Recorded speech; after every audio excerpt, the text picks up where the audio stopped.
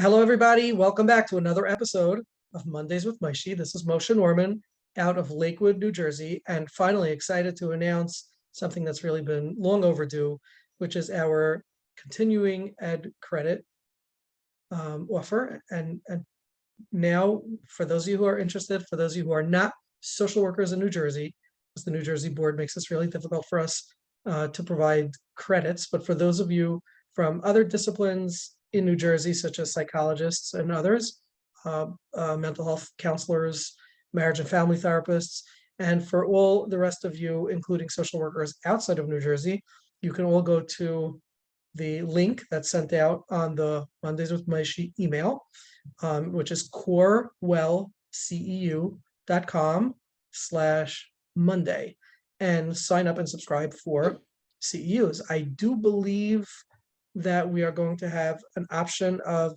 obtaining CEUs for listening to the recording. Also, I know that in some states like New York, there's a limit to how many CEUs you are allowed to have that are recorded and not live, but I believe in places like New Jersey and some other states, you can actually have all of your CEUs done with a recording. So if you enjoy this Zoom call tonight and have not signed up for CEUs and would like to, you're more than welcome to go to corewellceu.com/Monday and purchase the CEU option and then take the quiz so that you can obtain the CEU. So we're really excited for this new development on our show, and we hope that 3 to 4 weeks or something like that, we'll be able to do it, or 2 out of 4 weeks, or maybe we'll grow and do something more than that.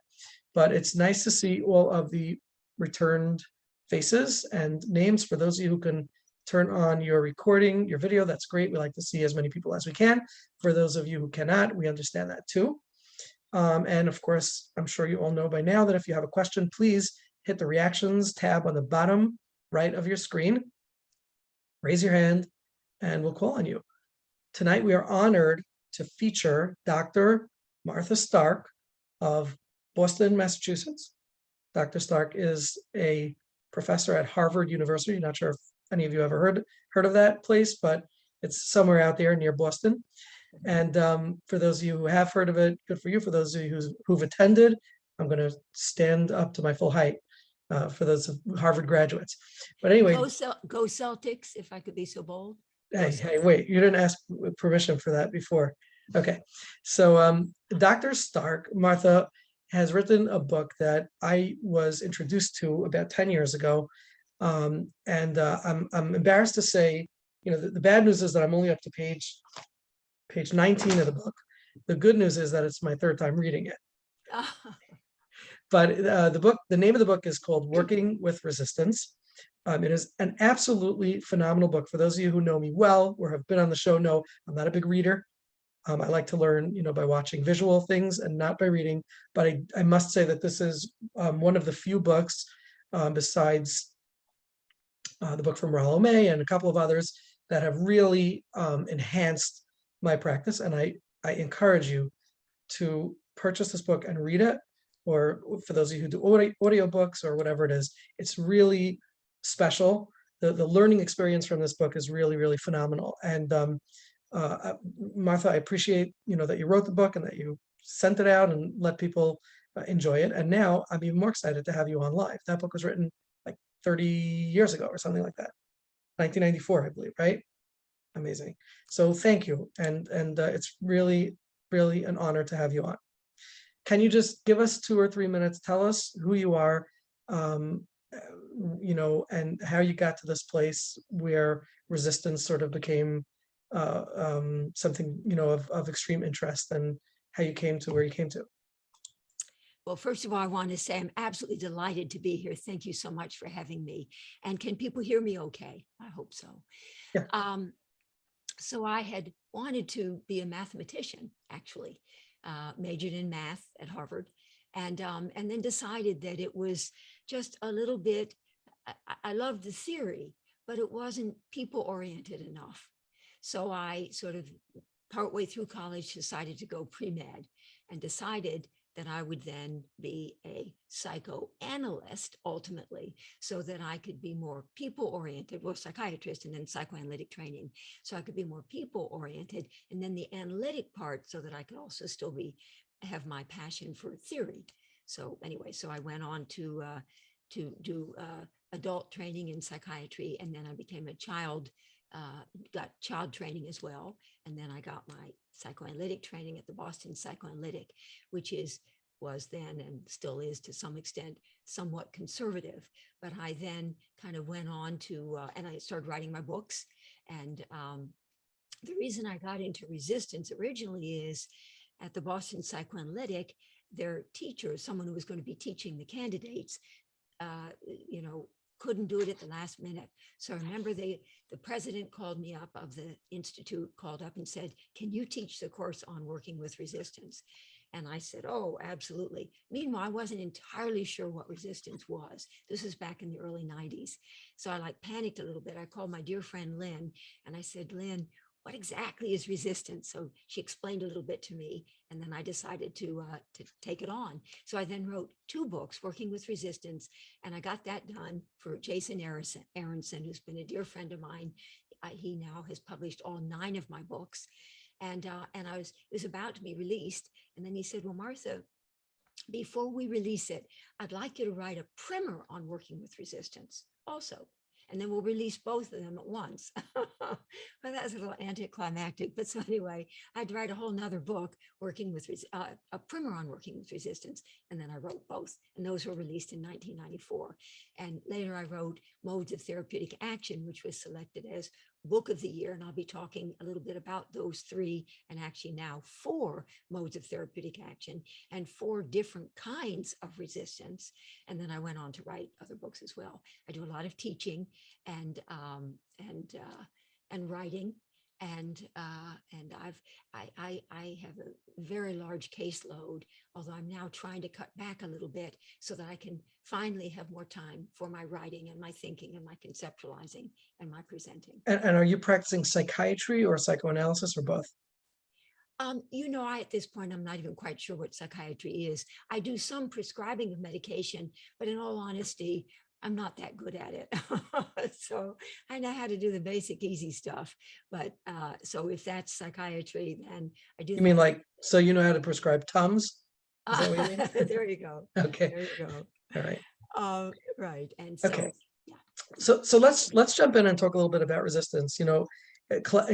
Classically, somebody says my client is resistant.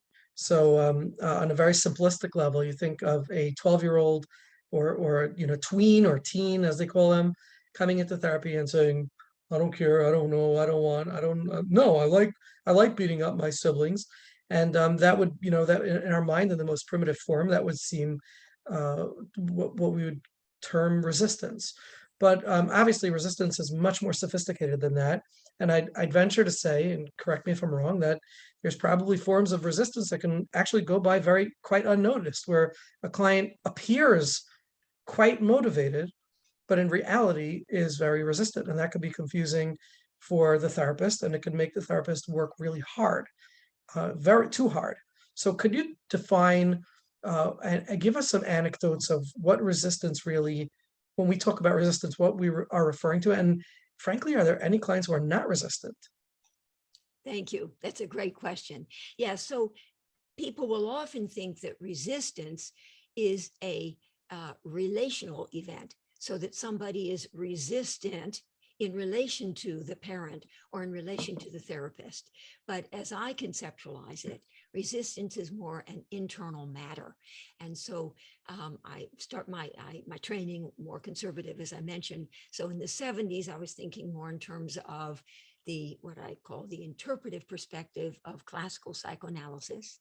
Then in the 80s, I was also exposed to self-psychology and other deficit models. And I came to call that the corrective provision model of self-psychology. So I ultimately, by the way, where I'm taking us to is highlighting the psychodynamic synergy paradigm that I have been working on now over the course of 40 years. So my model 1, the interpretive perspective of classical psychoanalysis, which is fundamentally about resistance. those counter forces, those defensive counter forces that get in the way of these forces pressing yes. So these id forces pressing yes, and these defensive resistant counter forces protesting no, creating thereby structural conflict or neurotic conflict. The person internally being jammed out about being able to harness this energy of their id, which for now is anxiety provoking, but ultimately, once it's tamed and modified, will provide the propulsive fuel for the patient's advancement. Right. The ego, initially inexperienced and undeveloped, will be made anxious by the threatened breakthrough of these id forces. The ego, made anxious, mobilizes a defense, again, creating thereby an internal or neurotic or intrapsychic conflict. And our goal in model 1, but I'm going to be talking about models 2, 3, and 4, will be to tame the id and its dysregulated energies so that they can be harnessed and channeled into more constructive channels, and to strengthen the ego so that it will be less anxious and less afraid of the threatened breakthrough of these now tamer id forces. So Freud's metaphor of the horse and rider is very apt here. So the horse, initially untamed and dysregulated, and the rider, inexperienced and undeveloped. So the two are in conflict, said Freud. And the rider is sort of pulling in on the reins to put a lid on things. You've got the id forces, ego counter forces, and the acceleration brake, and pulling in, tightening the reins. As a result of working through the patient's resistance, and we'll be saying more about that, but this is big picture overview. As a result of working through the patient's resistance, the defenses mobilized by the ego, ultimately the ego, now stronger, the id now more tamed, they will be able to evolve from conflict to collaboration. And the horse now tamed, the rider now strengthened, they will now be able to work in concert harmoniously to drive off into the sunset. And the Okay. goal in model 1 is that. Okay, so I think I pretty much followed what you said, but I'm not sure that everybody did. And I'm Okay. wondering if you would be able to break this down in more either practical or Accessible. Yes. accessible terms. I think that the way you begin your book with the repetition compulsion and understanding how let's first talk about how the defense mechanism, what a defense mechanism looks like, and how it evolves, and then perhaps we can go into the next stage that you were just discussing. All right. So there are forces within us that are ultimately growth promoting, like we know we need to have a healthy lifestyle. We know we need to drop those extra pounds. We know we need to finish our dissertation. We know we need to get ourselves out in the world. So we have healthy forces. I'm going to call those this id forces for now, but they're anxiety provoking. They're untamed, they're dysregulated, and they make us, the ego, anxious. And so we mobilize a defense that interferes with actualization of these forces. So what would be a classic, case, a classic situation or circumstance where there's a drive, okay, and that drive creates anxiety within us. I know that I need to lose the weight. I've got these extra 30 pounds on me. But the thought of restricting my appetite, it's the only thing that I enjoy, quite frankly, eating, is just, and also, quite frankly, when I was younger, I was sexually abused by my uncle. And so I'm coming to realize, put the extra pounds on to protect myself.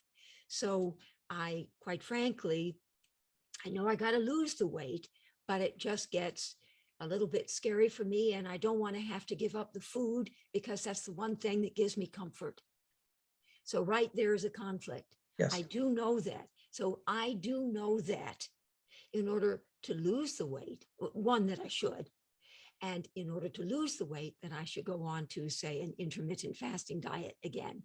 But I just don't know that I can deprive myself in that way. Here's the defense. I don't want to have to give up the one thing that gives me pleasure. So here's the conflict, the resistance that gets in the way of my doing that which I know I should do. So essentially, when we refer to the resistance, we're referring to what conflicts the stated desire. Yes, that's good. That's well said. That's beautifully said. Right. And It that's gets when in the way. that's when patients come to therapy. When they Yes, say, I they're know jammed that up. there's something that I want, Yep. I know that there's something that I need, and I can't access it, or I can't Right. accomplish it. I can't actualize it. I can't go I can't get there. actualize it. Right. And exactly. That's exactly right. Because there's the ego somehow, we talk about analysis of the id content, gaining access to it, and we want to do that, but we also want to understand the nature of the defenses, the resistances that get in the way of our being able to harness that energy. So something about that makes us very anxious, and we need to understand what gets in the way of our being able to harness our energies. I want to finish my dissertation, and I need to do that. I have only another year to get my dissertation done, and then I'm kicked out of the program.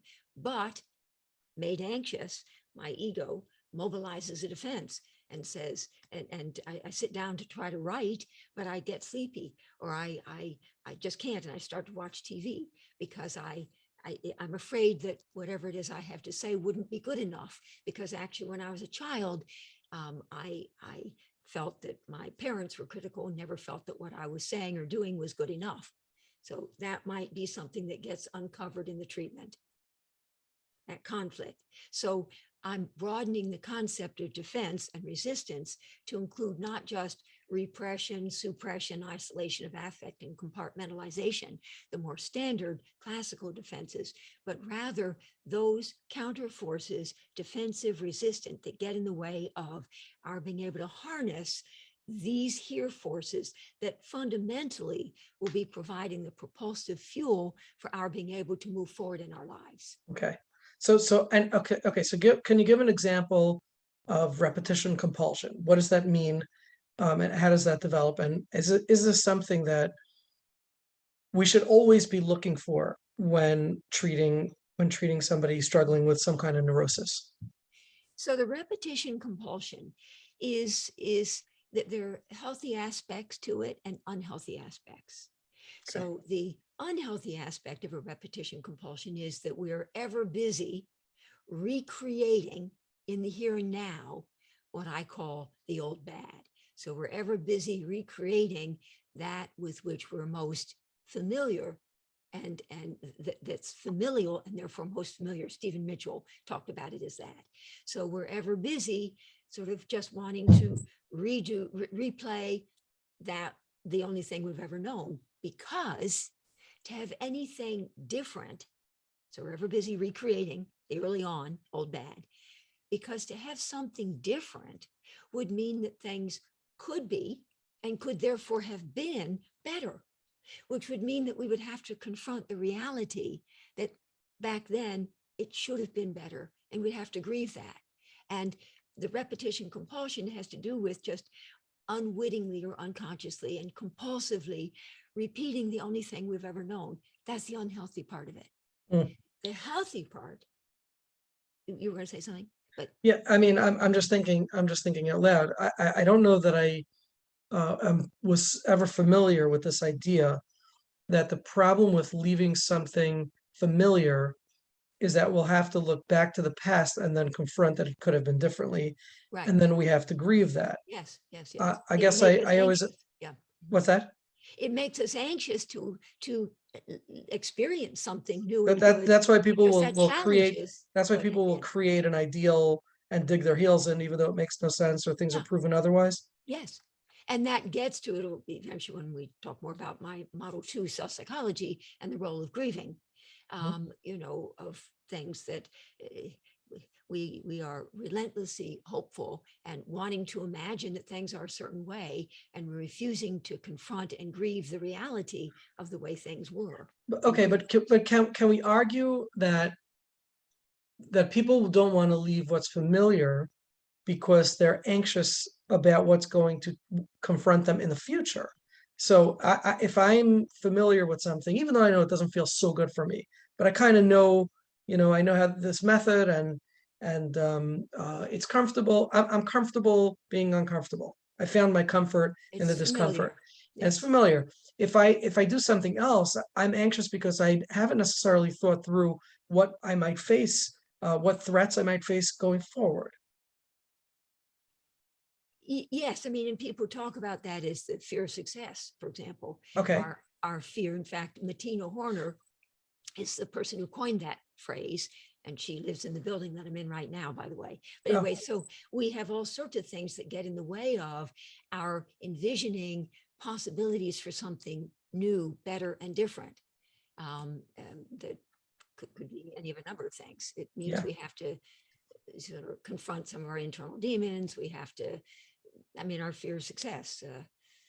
Okay. So why would the argument be that we're afraid of confronting the past versus afraid of confronting the future? Oh, I see. So in the repetition compulsion, why am I saying that they recreate the familiar? Because to encounter anything different, I would suggest that things could have been different. Mhm. I mean, or could be different. Well, so you're actually very brilliantly expanding the whole concept of the repetition compulsion. Unintentionally. Because I don't think, I don't know that Freud, by the way, or anyone has really talked about repetition compulsion.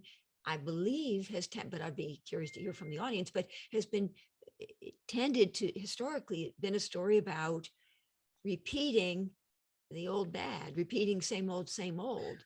Yeah. No, I'm not disagreeing with that. My question is only, why is the assumption that the repetition the changing the repetition, the fear of change, is because we might have to face our old baggage versus the fear of what we might be threatened with if we would do something different in the future.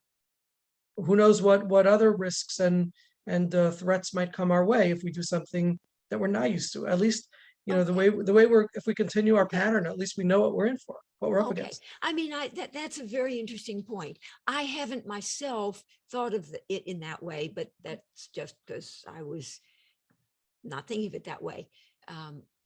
Maybe I had a repetition compulsion growing up. And so maybe the concept is to sort of the idea of understanding it in a new, different way would made and does make me anxious a little bit. So I stick with what's familiar to me, which is what I felt I was taught and the sense I made of it. And so to experience and open myself up to looking at it in a new way is making me a little bit anxious and a little bit excited at the thought that sort Fascinating. of like, well, That's that's a interesting. fascinating perspective. Yeah, yeah, yeah. It's Okay. interesting. But Yeah. but yeah, but I mean, it's definitely more profound to think of it the way you're describing it, and more simplistic to think Well, of it. it's half profound, and what you're adding to it broadens it. Let me just say the piece of what I didn't quite yet say is Okay. that the healthy part of the repetition compulsion has to do with the desire to achieve belated mastery this time, for there to be a different outcome from what your feared outcome would have been, or your anticipated outcome would have been. So everything's sort of a double-edged sword. Quite frankly, I've come to Dialectic. appreciate talk about profound and so on. Everything's double-edged. There's good and bad about just about everything. But so your idea, yeah, I like that repetition compulsion. We repeat that with which we're most familiar, because to think of something new, good, and different for the future might be just too anxiety Anxiety provoking. provoking for whatever Yeah. mix of reasons. Or as I was saying, it means that the past could have been different. And that means we have to confront and grieve some painful realities that we would rather not have to. So you have broadened it in a very nice way. Thank you. Okay. Well, thanks I for may the have to opportunity. go back and rewrite some of my books a little bit. That's I'll have it. to, you see That's a it. new edition coming out, you'll know. You can I'll put in some kind of forward or There you backward go. or There you backward or I don't know. go. No, forward, Okay, forward. forward. So Yes. I want to say hello, by the way, to Meryl Goldstein. Meryl Goldstein is an analyst who is watching. She's actually the one who gave me your book to Oh, begin thank with. you, So Meryl. it was obviously meaningful enough for her to share it. And Meryl, is she still there? Did she just drop out?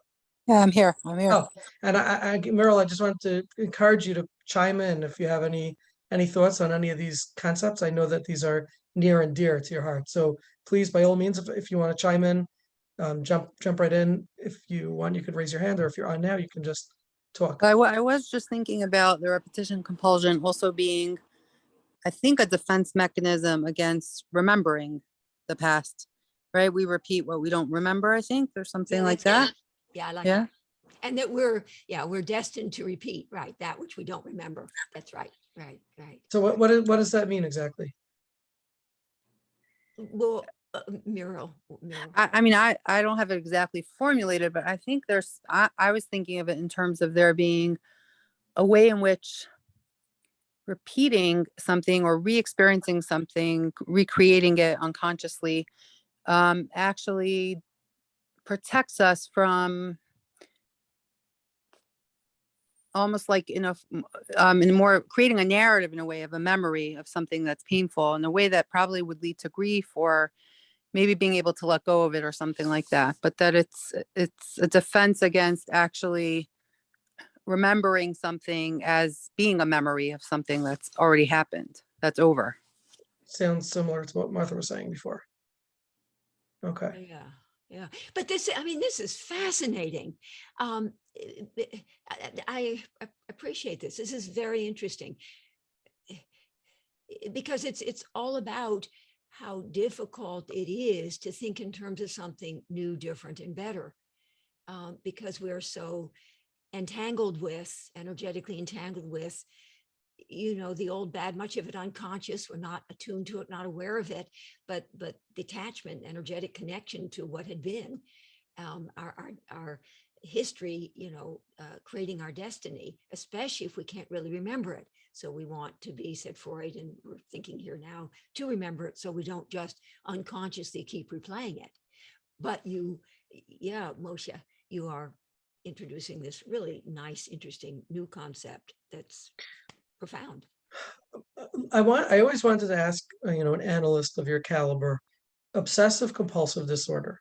Is that a classic form of repetition compulsion? Is there perhaps a more organic or nature piece to it, or is it pretty much what would analysts classically see it as a form of safety and protection that can be untangled? Oh, that's interesting. The longer I've been in this field, the more confused I am about just about everything, by the Right. way. I remember having read, and it was in a peer-reviewed journal, it wasn't quite JAMA, but maybe the New England Journal of Medicine. And this is a real story about a fellow who had terrible OCD symptoms and was just tormented by them. So he had both the obsessive ruminations and the compulsive rituals and routines. So a kind of doing and undoing, doing with the obsessional thinking, aggression in it, and an undoing with the compulsive rituals and routines. And he was miserable. So apparently he said to his mother, I just can't stand this any longer. I feel like I just have to kill myself. She unfortunately said, in essence, go ahead, which is not a good thing. So he shot himself in the brain with a gun. This is in the journal, peer-reviewed journal. And he actually survived, but he shot out the OCD part of his brain, which is interesting. Well, that's probably because he couldn't repeat shooting himself a second time. So it was exposure response. Oh, there you go. Oh, that's very funny. Okay. But so that would suggest that it's a localized part of the brain somehow. Or are these compromised formations?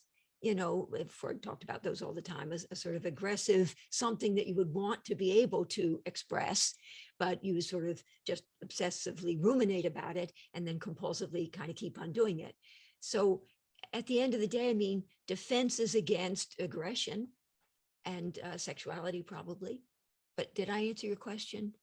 My question was if obsessive compulsive disorder is a defense mechanism against, is a repetition compulsion or defense mechanism against something extremely uncomfortable, such as aggression or sexuality. Is that how you would see it? Yes. And is repetition compulsion involved in that? The symptoms themselves are the obsessive symptoms, ruminative, are certainly repetitive, I see, and the compulsive rituals and routines. Well, yeah, maybe that's also, maybe OCD is yet another manifestation of the repetition compulsion. Okay. I had not seen it that way, but my horizons are being expanded, and I'm thinking maybe I do now see it that way. I mean, that Okay. on some level, all of the defenses, we could say, actually are an instance of the repetition compulsion. I've gone on to sort of use other concepts, the idea of old bad narratives, same old, as opposed to new good, empowering ones, and different and better. But the repetition compulsion is a big, grand defense, isn't it?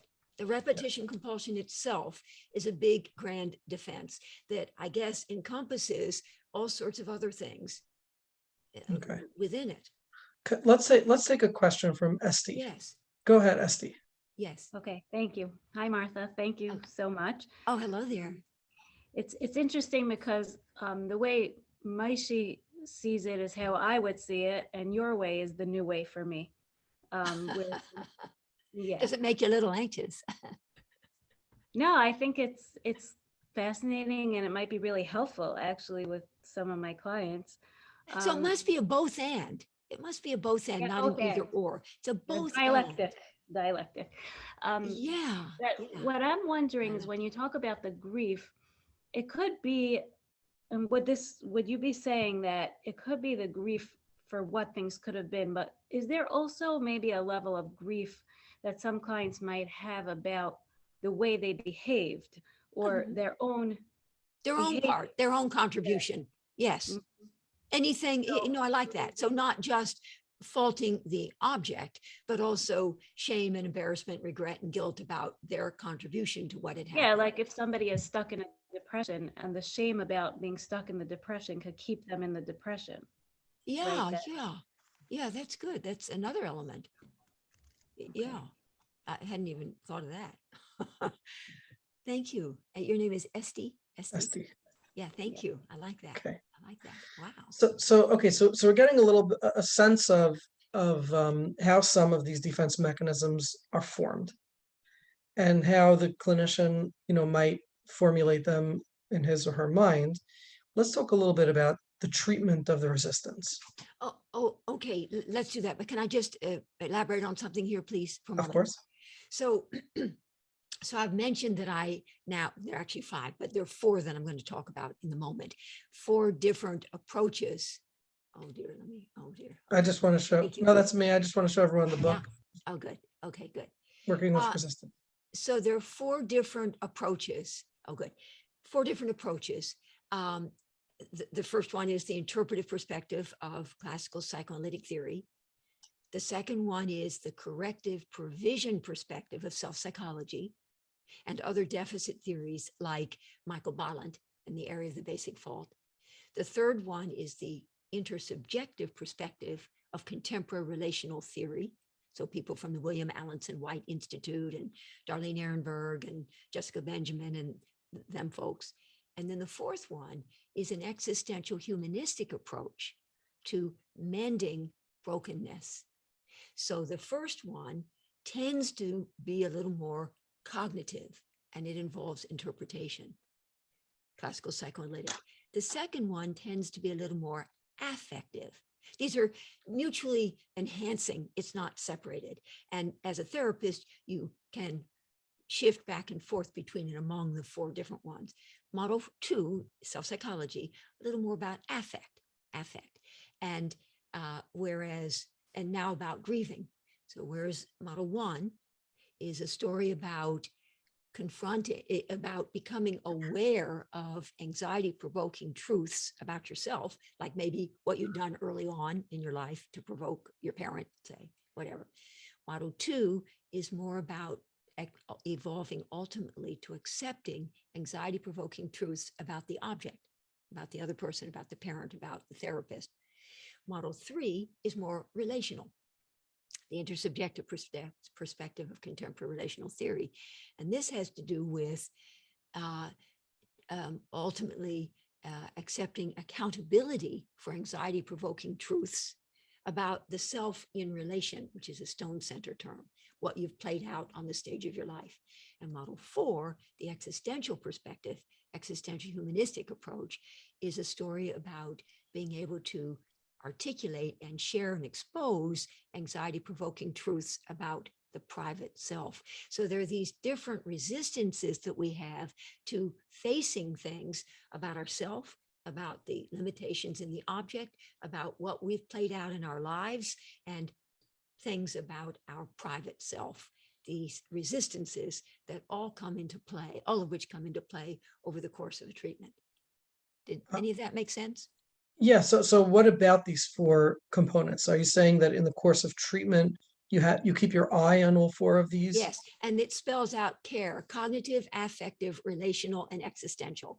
Care. There you have it. Pay it, there you have it. You pay attention, because so sometimes in the moment, and let me just say, our goal in these 4 different models, in model 1, so is ultimately from resistance or defense to adaptation, from psychological rigidity to psychological flexibility, lifting from ACT, acceptance and commitment therapy. So the adaptations for the 4 models, those all start with the letter A, as it happens. So in model 1, it's awareness. It would be insight, but insight starts with the letter I, so we can't have that. So awareness, self-awareness, awareness.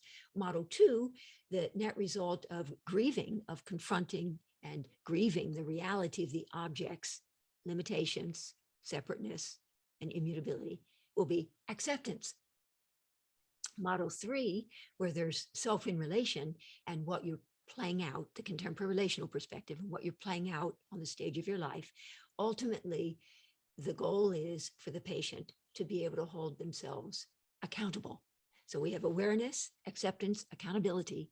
And in model 4, the existential humanistic approach, the goal is for the person, ultimately the private self, the true self, Winnicott here, to be able to be more authentic.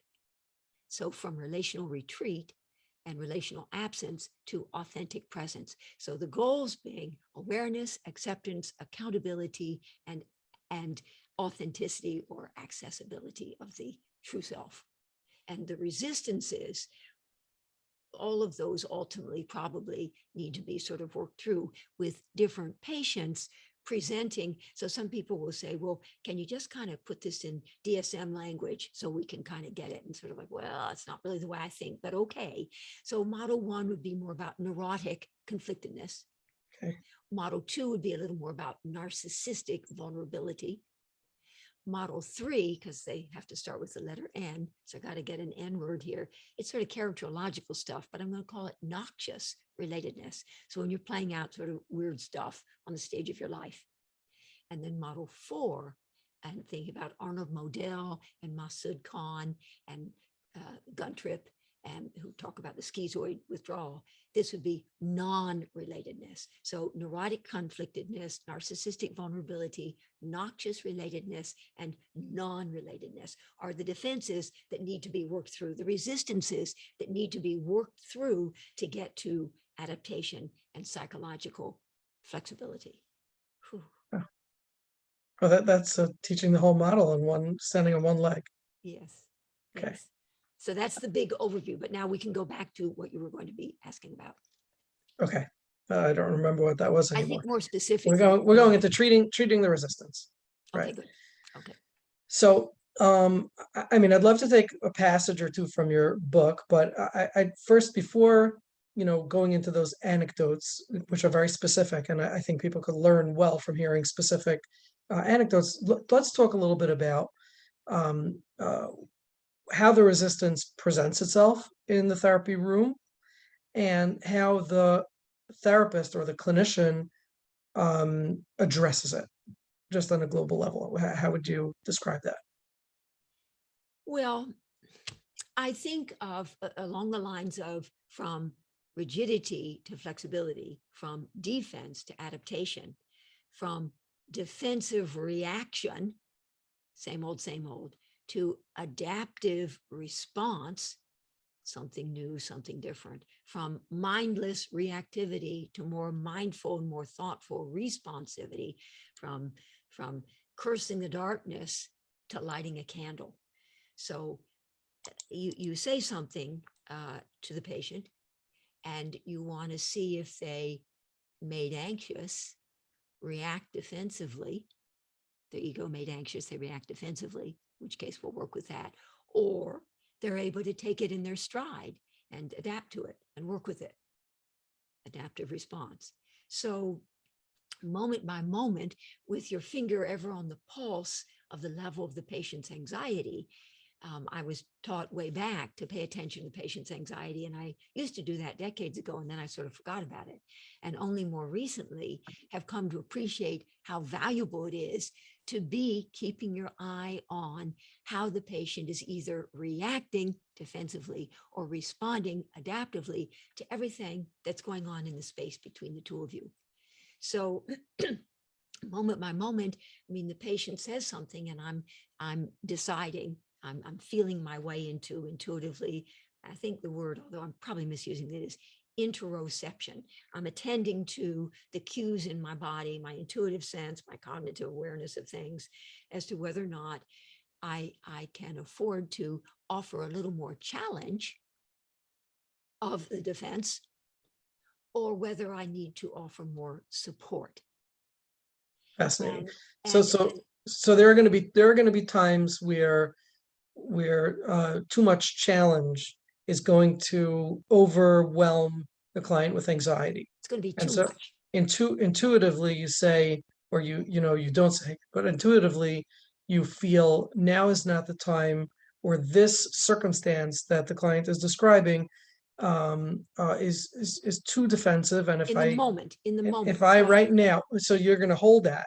You're going to so I'm hold going that to for a offer different more time. support. So I'm ever busy going back and forth on a very So for like a classic example might be where a client is complaining about how people wronged them or somebody wronged them, and the client is clearly either in the wrong or misperceiving, but they're so heated about it, or they're so passionate about it, or they're so hurt by it, then that now to kick in and say, and challenge that or reflect on that would just be a waste of Okay. time. And But what I can do, based on, let's say we've worked together and there is enough of a sort of backdrop of collaborative alliance, I might say, and now I'm going to do a Model 1 conflict statement.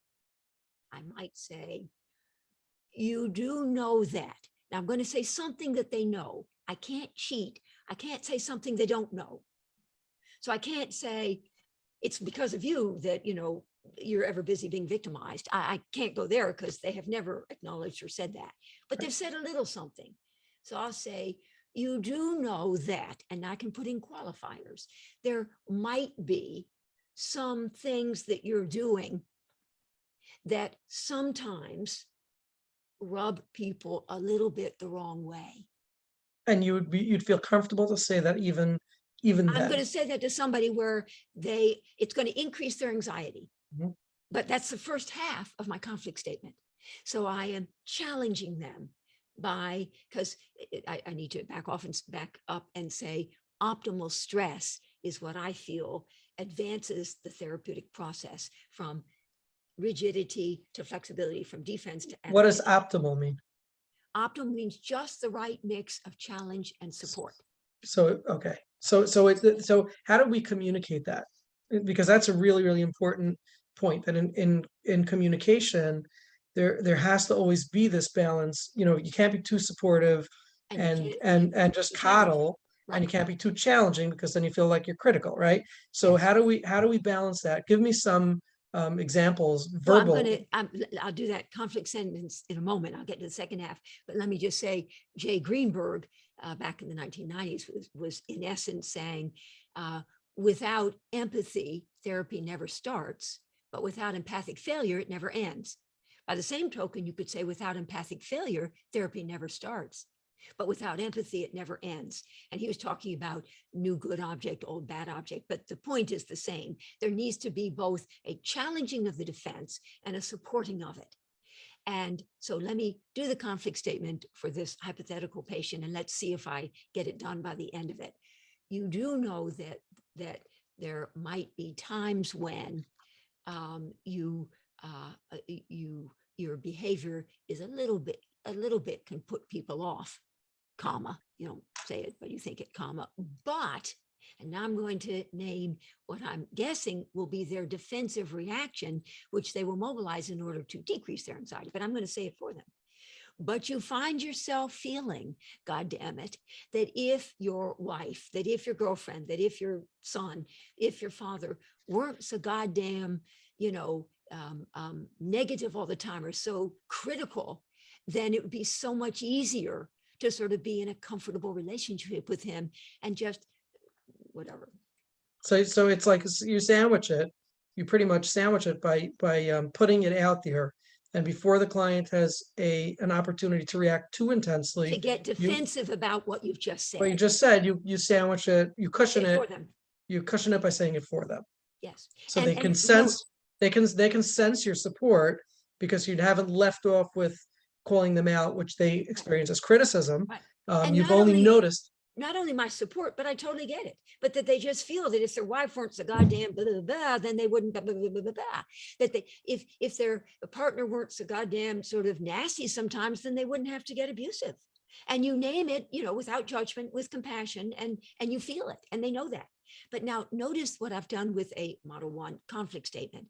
I don't just say, there are times when sometimes you can put people off a little bit. I say, I'm putting it in them because it's an internal conflict that I'm picking up on, a neurotic, intrapsychic conflict. Meaning, And I don't want meaning it that to the be an patient, intersubjective the patient feeling. herself is conflicted with her behaviors. That's right. Is Yes, that what it's you mean? ego-syntonic and ego-dystonic. It's essentially ego dystonic, but she And doesn't, ego-syntonic because they keep doing but it. she doesn't have a choice. She has to use it because how else is she going to protect herself? Repetition compulsion, and she feels she needs to. Okay, so I think I'm getting this. So I need to be nasty or to be aggressive, because if I'm not aggressive, My wife is just going to be something bad's going to happen. being nasty. And on the other hand, I wish I didn't have to be aggressive. Right. Whether that meant that I wish I wasn't put in this position, or that means that I wish I knew a more adaptive way Ways to address deal the with her being so situation. nasty. Right. Right. So it opens up the field by first challenging them with what they really do know. You can almost always find something that the patient, who does come to you week after week, find something that they have told you as being an observing ego, reflecting ego. They are aware that, and you put in enough qualifiers. You do know that technically, comma, but, and now we name it for them. So we challenge the defense and then we support the defense. The goal being ultimately to create some kind of dissonance between the two, the adaptive capacity to know and the defensive need to deny knowing. Now, how does that address the resistance? Okay. Explain to me how that's So it's the addressed. defense or the resistance that we are actually optimally stressing by challenging and then supporting. The net result of which is optimal stress of a defense to which they're ambivalently attached. It both serves them and it costs them. And part of Model 1, increasing awareness about anxiety-provoking truths about the self and the Okay. internal landscape, we're getting them ever more aware of both the cost and the benefit. And we're Okay, trying to so correct let me see if I resistance. understand that. Yeah. Okay, now you're speaking quickly. Now let me see if I got that. So we're increasing the awareness of the client's both the client's off-putting behavior, but also the conflict itself that they're in. Their okay. investment in doing it, yes. Their investment in doing it and the Yeah. conflict that it serves them. Perfect, yes. And we're doing that in a form that's extremely supportive and also observes the maladaptive behavior. So Yes. it enables a process in which the client can hear it and ingest it. And Yes, then we make it palatable metabolize it. Mhm. by not seeing it as a good thing or a bad thing, Right. only seeing it as for what it is, how it's Right. adaptive and maladaptive at the Calling same it time. like it is. Like I sit there and I'm like, I don't even begin to be thinking pathological. I'm highlighting what I know based on what they've just told me. They really do know. And then so resonating with it, it's not even like, well, now I'm going to support you. It's sort of like, I understand exactly what their investment is in it. So It's like a form of mirroring, really. I'm sorry, what? It's a form of mirroring. Of Mirroring, you're Oh, mirroring mirroring, back to the yes, client. yes, yes, Dr. what their Goldstein, yes, experience, mirroring what their experience is, but yes, in a it very is. comprehensive, because it's including everything. It's all It inclusive. is. It's actually a big, major form of mirroring their state of internal conflictedness. Right, because With you're the not fact, adding in your own perspective, you're really mirroring their own internal conflict for back thank you to for them. adding that piece, right? Mm. I am decentering, Stollerow used to say this way back, I'm decentering from my own subjectivity, my own experience, and I'm joining alongside of them and taking on their experience as if it were my own, though it doesn't actually become my own, but as if it were. So I'm giving voice to what I can feel and understand is the conflict within them. And they Now, can feel in a big mirroring way. Thank you, mirror. Thank you. That's right, exactly. And it's fun to do. Like I do it all the time. yeah, I'm not busy thinking, well, I'm going to do model 1 now. I can feel that. I mean, most people well, are it resonates with them most it of the time resonates with the clients with them very deeply, because that's very deeply. exactly what their experience is. And what's happening often is that they refuse to acknowledge the compulsion to do it. They only, and this is what we were talking about before the show, right? They refuse to acknowledge the compulsion to do it, and the need to do it, and put that down and criticize it, and only acknowledge the need that they have to stop doing the maladaptive behavior. Oh, yeah, right. What Yeah. you're doing is you're helping them to acknowledge the necessity and the value of doing the maladaptive How it behavior, works for which them. in a way that's very soothing. Yes, yes. And I actually have, I think I put it in my book, or maybe I came to it later, but I have this little, call it limerick for the moment. As long as, so we offer the optimally stressful interventions that optimally stress the defense or the resistance, i.e. both challenge and support, so that by the time you're done, you've increased their anxiety and then decreased it, so they can then associate to either side. So my little limerick goes as follows. As long as the gain, secondary gain benefit, as long as the gain is greater than the pain for them, as long as it's more ego syntonic than ego dystonic, then they will maintain the defense and remain entrenched. But as a result of these optimally stressful interventions, and I have them for all of my models, as a result of the optimally stressful interventions, ultimately our goal is to make the defense ever more ego dystonic. Once the pain, ego dystonic, becomes greater than the gain, ego syntonic, then the stress and strain, optimal stress and strain of the dissonance between pain and gain, cost and benefit, price paid and investment in, will be such that the body, the wisdom of the body, which can't tolerate disequilibrium for extended periods of time, as this dissonance gets ever greater, the stress and strain of that will prompt the body, its infinite wisdom, the wisdom of the body, to let go of or relinquish what's no longer serving them, it, in favor of the more costly defense will be let go of in favor of the more beneficial, flexible adaptation. And that, in a nutshell, is what I think is the working through process of the resistance. Yeah, so I I followed the beginning, but I didn't follow the second half. What is causing the gain, the pain to become greater than the gain? yes. Yes. No, well, These one second. What is causing the pain to become greater than the gain, the secondary gain? Yes, and Yes. because I saw you, Yeah. you're changing your Yeah, that's listing. when I started going like that. Yeah. That's right. Yes, exactly. Your optimally stressful interventions, right? So we're not just challenging, which makes them too anxious, and nor are we just supporting, which means there's nothing then to master. Like if you're just supporting and reinforcing, there's nothing they need to master. So the mix of the optimal stress, the mix of challenge and support. So so they're beginning to realize, so I'm saying, in fact, that when you call your wife a bitch, that you're actually really, begging for trouble. But sometimes you find you just can't control how angry you feel. God damn it, just how angry you feel. You know that if you continue to do that, that ultimately you might lose her. Do they know that? Yes, you can only say it if you've been back and forth, all these cycles of disruption, repair. So they are sort of getting it that this is their repetition compulsion or their compulsive reenactment, which is when you play it out on the stage of your life. And so you can become ever more aggressive, if you will, but or to the point in the first part of your sentence. And they're getting, you do know that ultimately you may end up losing it all unless you get that temper of yours under control, comma. And you're saying that only, you're seeing if you think you can get that said, but you find yourself thinking, wait a minute, I've been so wrong. My mother used to, my father used to, blah, blah, blah, blah.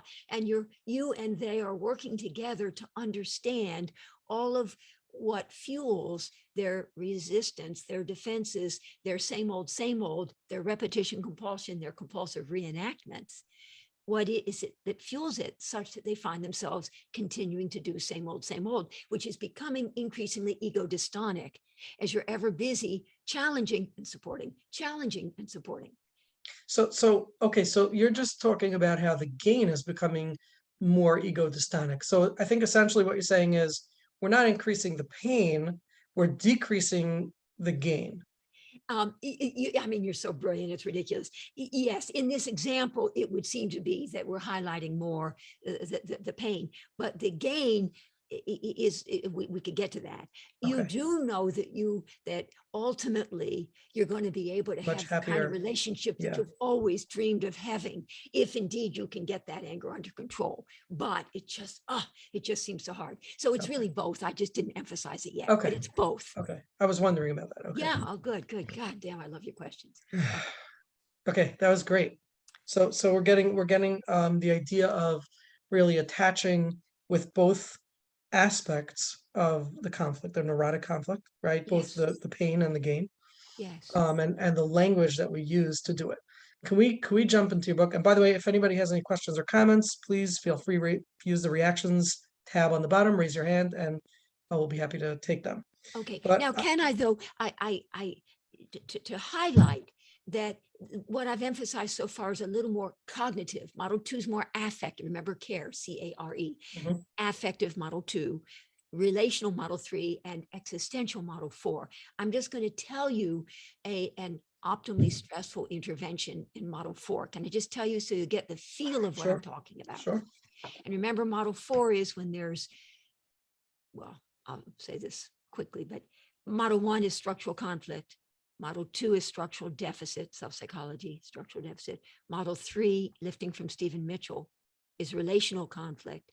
And model 4 is relational deficit. So kind of a symmetry there. So schizoid withdrawal, emotional shutdown, the privacy of the self. And in model 4, we want to help the patient go from relational absence to authentic presence. Okay, so here's an optimally stressful intervention. A part of you, picking up on sort of internal family systems, so we're talking about parts, a part of you is desperate to be seen, heard, understood, recognized, comma. But another part of you is terrified of being found. Can you feel how that might be an intervention that you could offer someone who keeps the private self, the true self hidden and has trouble exposing itself? So the difference between this and model 1 was that this is not focusing on specific behaviors, or it's focusing more on the self. It's less cognitive, and this is more about the private self. It's less about anxiety-provoking truths about the self and more about anxiety-provoking truths about the private, impenetrable self, the schizoid withdrawal, emotional shutdown. So it's a slightly different focus. And I'm just going to, since I have the floor for the moment, and then please, I want to go to your next question. In model 2, so that's about grieving, because we've talked a little bit about that. So I'm going to just say in model 2, an optimally stressful intervention. And let's see how this goes. So in model 2, it's about going from relentless hope, which is a concept that I've developed, which speaks to the refusal to confront and grieve painful realities about the object of one's desire. So a refusal to grieve. Okay. And can't evolve to acceptance. All right. So here's a disillusionment statement. Also optimally stressful, because that's how we work through and get from rigidity to flexibility, from defense to adaptation. So here we go. This has 3 parts, and let's see if this can feel okay for you. You had so hoped that I would simply give you, the answers. I don't want to do that one. You had so hoped that your mother would someday acknowledge the damage she's done and apologize. That's the first of 3 parts. You had so hoped. That's pluperfect tense, past perfect. I learned that in 11th grade. I don't say you had so hoped. I don't say you hoped that. You had so hoped, to put it sort of way back. But here's the conjunction that's important. But you're beginning to realize that that's not something she does. That makes them anxious. But quite frankly, they've just told you about the last 6 encounters where the mother did not apologize. So that's hope. You had so hoped that when you went home for the holidays, that your mother, and if you could be persuasive enough and articulate enough, you'd be able to get your mother to understand just how much damage she's done and get her to apologize.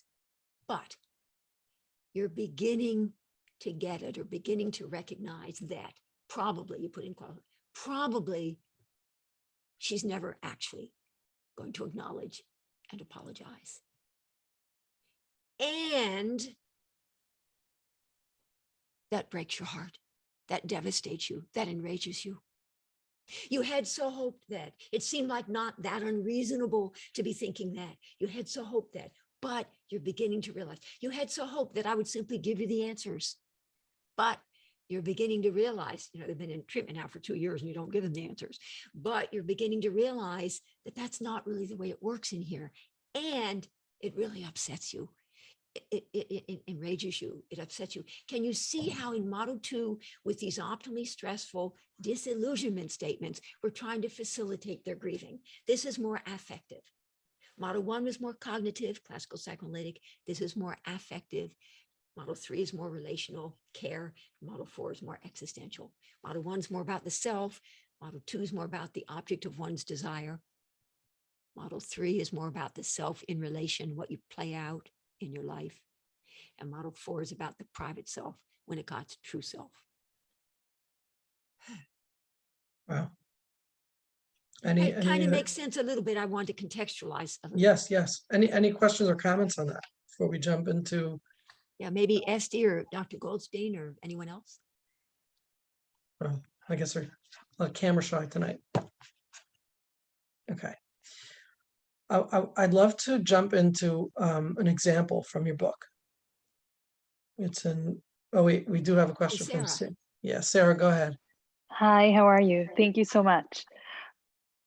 It's very, very fascinating, and I'm wondering where I can read more about this, which of your books, because I know I'm only getting the surface, and I want to learn more about all of what you've been saying. Oh, thank you, Sarah. As it happens, so I've written 9 books, but so can I talk about this, right, Moshe? Sure. Yeah, written 9 books, but actually almost all of them are available as free ebook downloads by going to freepsychotherapiebooks.org. freepsychotherapiebooks.org. And it's all sorts of books are available for free, including about 8 of mine. The others are available on Amazon.com as hardcover. Or my email, if I could give you my email, and you can, my email, oh good, thank you, freepsychotherapiebooks.org. My email, thank you, Moshe, is Martha Stark, MD, at hms.harvard.edu.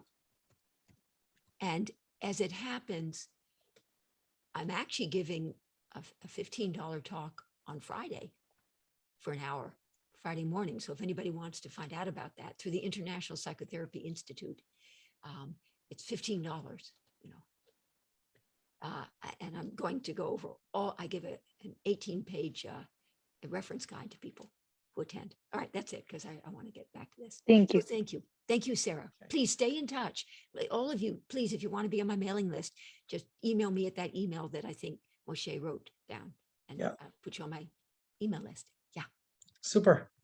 I'm going to take us all to chapter 2 in working with resistance and the opening of the chapter. And I think this will be a great demonstration as to how we attach to that resistance, and hopefully you could share about this.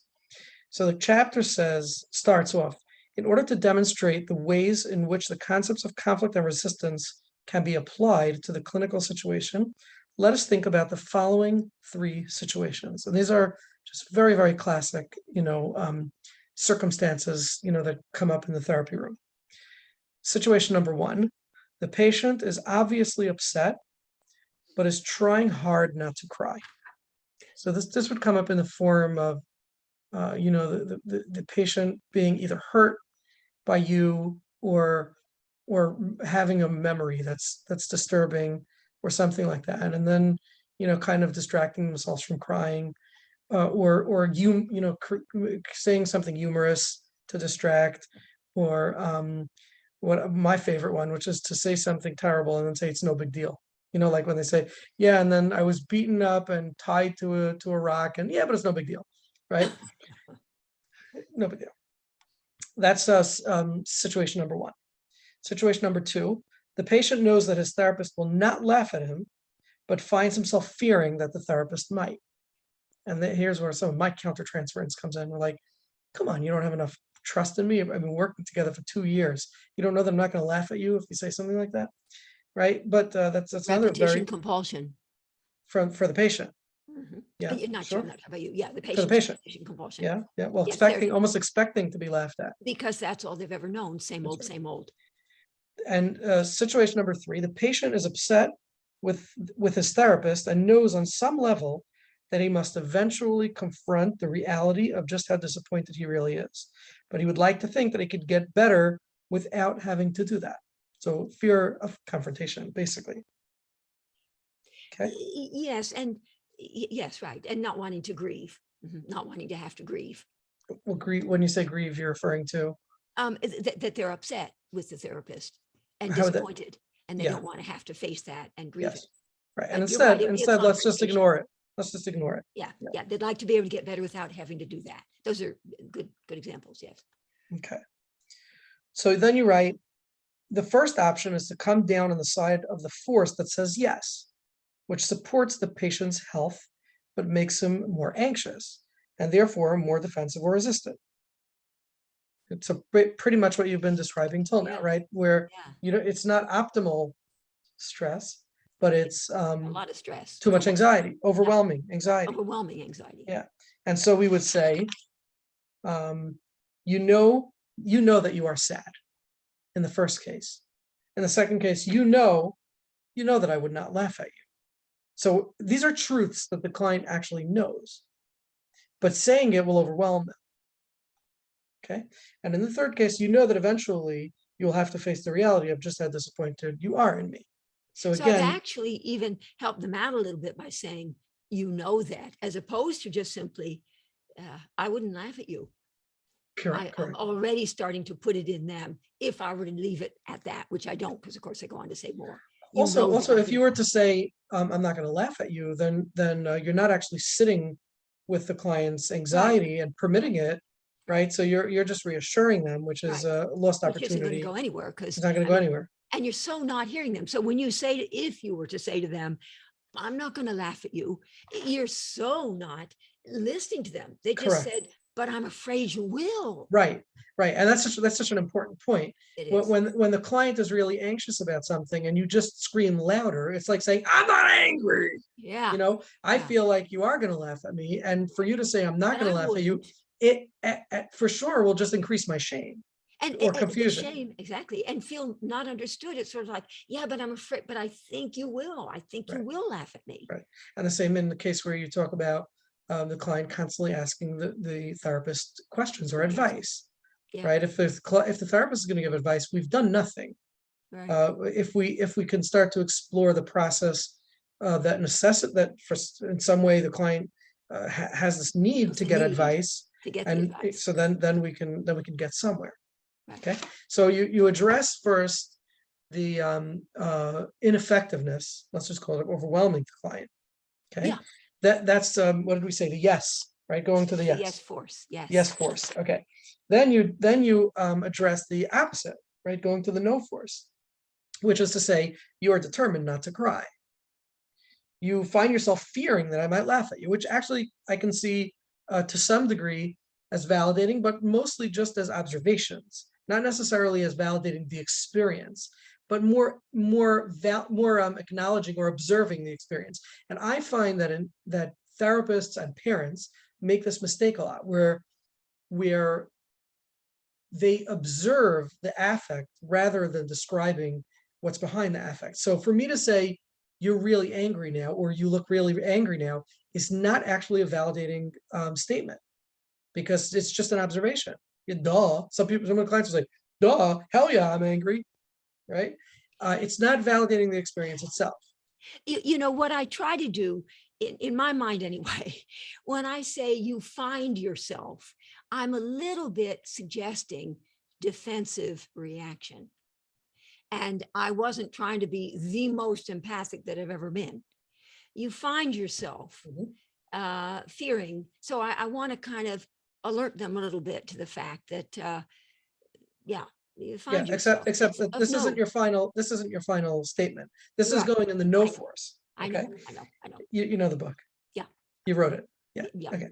And then in the third case, right, where it's about confronting the therapist, you say in the no force would be, you would like to think that you could get better without having to deal with just how disappointed you are. Yep, you betcha, Doc. That's what I Okay. want. So if we look at the yes force, it's overwhelming the client. If we look at the no force, it's super supportive, And nothing needs to be mastered and particularly. nothing has to happen, right? So then you go into, how do we synthesize this to create a full Both. de-resistantized, how would we de-resistanticize the client? So go ahead. So can you share? We want to optimally stress them so that we both challenge and support, so that by the time we're done, they have the freedom to elaborate upon one or the other side of their conflictedness, their neurotic conflictedness about whatever it is. How is the statement, describe how the state, well, let me read one of the statements. Yeah. And then I'd like to really break down how this statement sort of frees up the choice of the client and liberates them on some level, because this is the crux of the intervention. Yes, it The is. way I see it, it's a part of one of the cruxes of therapy. You know that you are so basically what you say is, you take both. You take the yes force and you take the no force, and you put them together, and this is what it sounds like. You know that you are sad, but you are determined not to cry. Yeah. So I am, I'm thinking about Viktor Frankl's quote that he's reputed to have written. Let's see if I can sort of get this. Between the stimulus and the response is a space. In that space is our power to choose our response. And in our response lies our growth and our freedom. And I paraphrase that as, between stimulus and what follows is a space.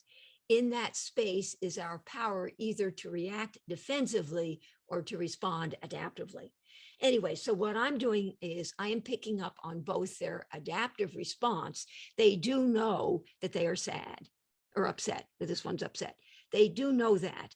Sad. This one's sad. The first one is sad. This one's sad. They do know that they're sad, but the adaptive capacity to know, they do on some level know that, but defensive need, they're trying hard not to cry. Is that right? They're determined not to cry. Yes. They're determined not to cry. That's the defense. and how is that going to minimize or reduce the resistance? But in Well, other words, by either- hearing this, I'm put myself in the client's shoes and I'm trying to feel it. How is this liberating me from my resistance? Well, it's, of course, it's a series of things that we're going to do, but with this particular sentence, but you determine, and sort of like, I am not going to cry. I'm not going to cry. I'm certainly not going to cry. I'm not going to cry. I've spent too much of my lifetime crying, and no, not going to go there. No, and I have to go to work and I can't spoil my makeup. No, no, no, no. Or sort of like, well, yeah, okay, I'm sad. I'm sad, but I don't want to do that. I don't want to go there. I don't want to go there. So they can kind of, you have it, they have the choice to respond adaptively or to defend reactively based on what you've said. And then you take what they've said and you go, so I might say, that you're sad and that someday you're going to have to let yourself really feel it. But at the moment, I can put in the temporal element. At the moment, you're just feeling, no, I have too much else on my plate. I don't want to go there. I don't want to do that. No. So you go along with them based on what they've just said. You advance it. You're Okay. working it through by giving them a series of paying attention to the level of their anxiety. You're giving them a series of these optimally stressful interventions. Okay. I want to go through the other two, and then I'm wondering if we're experiencing it the same way. I'm trying to tune into myself, into what I feel when I'm hearing these statements, and I'm going to share with you what it feels like for me, and you'll tell me if that's your intent or it's not Okay. your intent. Okay. Okay. Yes. Let's go through the other ones first. You know that I would not laugh. You know that I would not laugh at you, but you find yourself fearing that I might. Yeah. Yeah. So pretty much the same thing. Yes, and there we're speaking to a distorted perception that they might Correct. well have of you, given that Yes. you really have never laughed at them and you've been Correct. working together for 2 years. So that's how we know that they know that you won't laugh at them, because it must be Never have. must be distorted, and they also know it's distorted because it's And never they also happened. know they're not crazy. This isn't for psychotic. Yeah, they also know it's More distorted neurotic. because it's never happened in 2 Right. years of treatment. Okay, and let's go to the third one. You know that eventually you'll have to face the reality of just how disappointed you are in me, but you would like to think that you could get better without having to deal with that. Right. I'm picking up on their wish. They would wish. It's a defensive need to be able, sort of like, I would wish. I'm sorry, but I'm highlighting their adaptive capacity to recognize that is their wish. The way that I feel, the way that I experience it, is that somebody has deeply understood my experience, and that and again, this is how the way I understand neurosis, or the conflict of neurosis, is that besides the conflict that I'm in, which is I need it and I can't have it, right? Whatever the neurotic conflict is, I need it and I can't have it. Yeah. I need to stop it and I can't do it. There's an additional sort of cap on top of that, which is, and I hate that I can't have what I need, or I hate being this way. Yes. It's ego dystonic for me. Mhm. And but the way I understand the therapeutic process to remove that, the way I understand the therapeutic process is that when we remove that top layer, the one that says, and I can't stand myself, or I can't accept myself for being this way, then I'm just left with a conflict, which is really okay, because we all experience anxiety. It's part of our day-to-day life. Okay. So when you say to me, I'm not going to laugh at you, and you still feel, I would not laugh at you, and you still feel, whatever the statement was, you still feel afraid, Then I might. Yeah. you still feel that I might. I'm feeling like you actually are understanding my experience to such a degree that I need not feel ashamed of my experience anymore. Right. Yes. Thank you. That's the intent. I mean, because when I formulate this, the way I am, period, as I sit with my people, I just don't judge. I'm just so with them and trying to understand cognitively, affectively, relationally, and existentially what their experience is. And I'm trying to put it into words. And it's not just nicey nice stuff, but Yes. highlighting. Okay. So if we could, I want to jump right on that and say, what would you say is the real curative factor of the therapy. I mean, maybe that's a too maybe Oh, that that's okay. maybe that's a too over complex. But is the curative factor the fact that the client feels connected and less ashamed? Is No, it yeah. multidimensional? Is it? It is multidimensional. I mean, I think I think about my 4 models. The cure would be as they become ever more aware. It doesn't necessarily mean that everything's all gone. They still have a conflicted relationship with their dad, which may interfere with their intimacy with their partner, but they're much more aware. Model 1, cognitive awareness. Model 2, they've done a lot of grieving. And whereas before they had a lot of relentless pursuit of what could never be, they're now sober, maturely accepting, and they're not ever busy sort of looking for what isn't. Model 3, the relational, they do play some stuff out on the stage of their lives, but they're more accountable and they recognize self in relation. They recognize that they play some stuff out when they're extra stressed, and that they're more aware of that now, which means they are much better in their relationships. They don't have noxious relatedness anymore because they're more accountable for what they every now and then find themselves playing out. And in model 4, there's a part of all of us that we sort of keep hidden, the private self, the true self that's afraid to be exposed. And in model 4, they can bear to be more authentically present, more accessible. So awareness, acceptance, accountability, and authenticity would be the curative factors. And we get there by way of optimally stressing the defenses, the resistances, whether it's the classical definition of resistance, whether it's relentless hope, whether it's compulsive and unwitting reenactment of unmastered early on relational traumas, or whether it's relational retreat, emotional shutdown, schizoid withdrawal. Now, just to throw something into the mix, it is true that in the last 5 years or so, I've added my 5th model that I do just want to say here. And this is for analysis paralysis, when quite frankly, the patient has awareness, acceptance, accountability, and authenticity. But quite frankly, they're stuck. They're in a rut. There's your R word. The resistances start with the letter, the defenses start with the letter R. They're in a rut, refractory inertia. And now what we want is, because it's analysis paralysis, we want there to be action. And because they've got all these other adaptations, but they're not doing anything. So action is where we really want them to lean into the edge between the present and the future. So instead of just trying to remember so they don't repeat, thank you for commenting on that, Dr. Goldstein, so they don't repeat that, yes, but we also now want them to envision possibilities for their future, possibilities that will be better and different and new good and not just the old bad. So model 5 is a quantum neuroscientific approach to analysis paralysis or refractory inertia. Okay. Elliot Kaplan, question, go ahead. Okay. Well, first I want to thank you for coming on and a lot of interesting information and material. What I heard mostly is that, and from my own thinking, the curative factor is the joining, the ability to join the client. And I don't know if Moshe, I wrote a book on paradox psychology. So what I heard that you were doing was that you were taking the yes and the no, and you were somehow bringing that together. And I found that that was, that could be very powerful because you're acknowledging the client, and at the same time, you're acknowledging both ends that they're coming in with.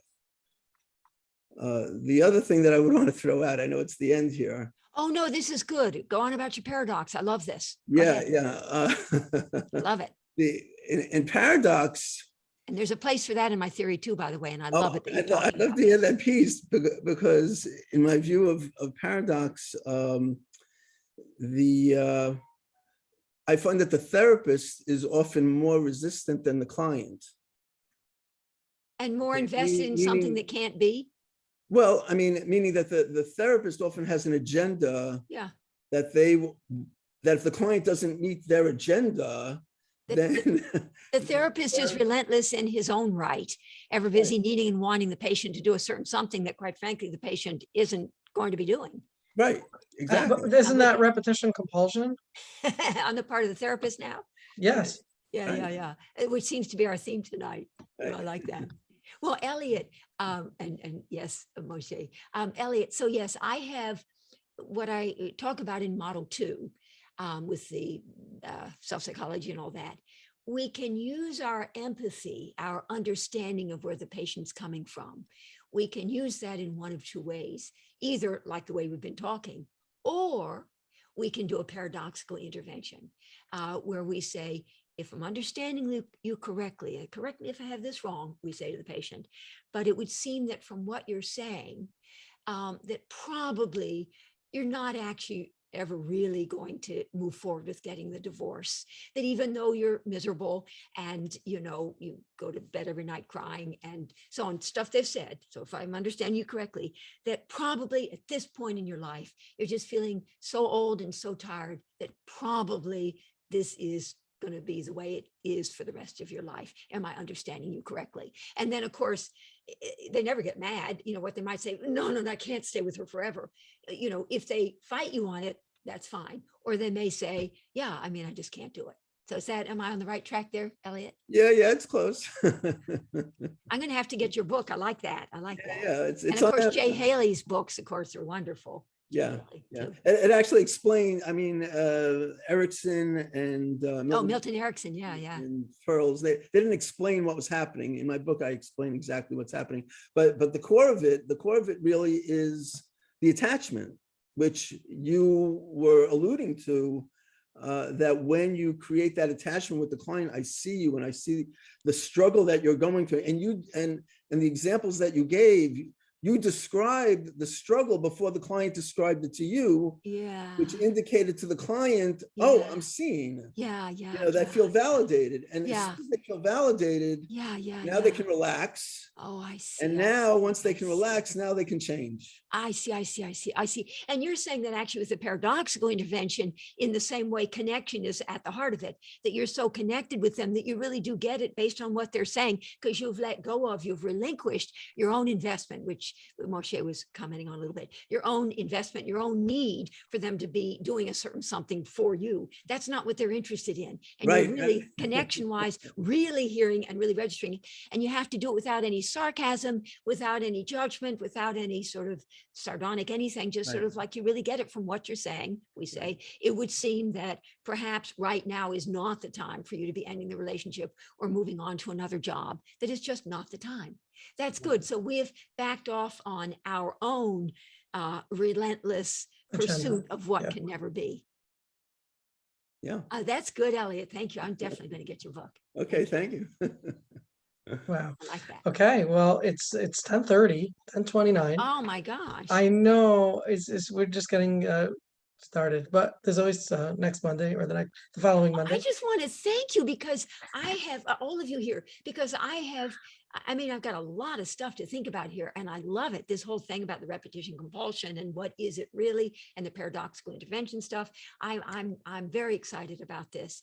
And I have a feeling we'll still be in touch. Oh, I hope so. Okay. So thank you all for listening. Well, thank you for joining us and honoring us. And this was really enlightening and insightful and exciting and fun. And I love the energy that you brought, the positive energy. So thank you. And we're going to log off for tonight. We're going to stop the recording. For those of you who haven't met me yet or anything, or want to thank you, Razy. Yeah. And Robin. Oh,